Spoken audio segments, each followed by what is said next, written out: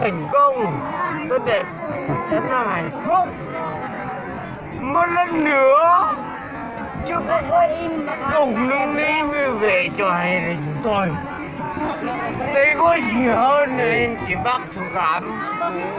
và tốt đẹp. Cảm ơn. Mình nếu mãi lên nó cứ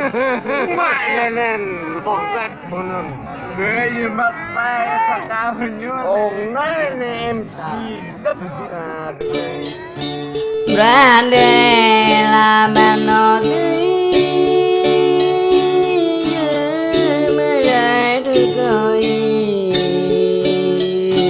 đi cả tôi đi na ta ele ra ra ra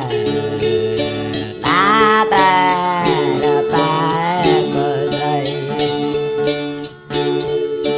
na ta la re pai pre cô chăm tu ti pa đây tờ re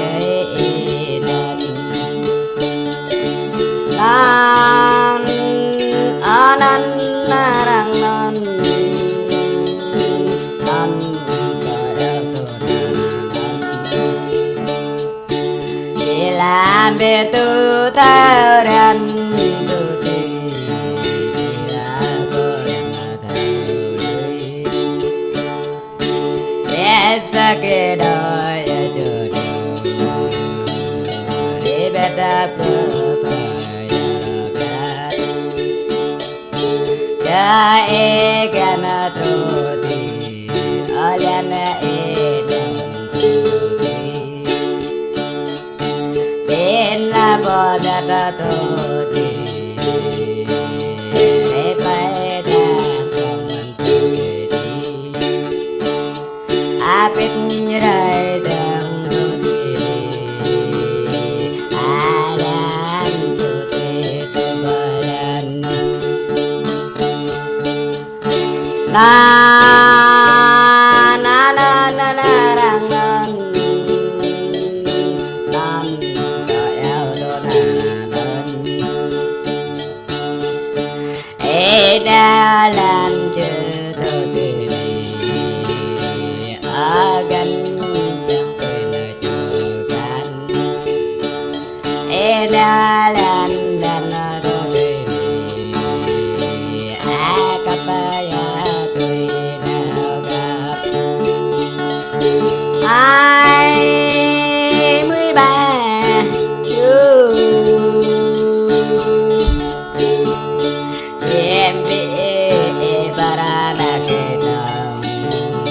em jam e bara na bogan aradan re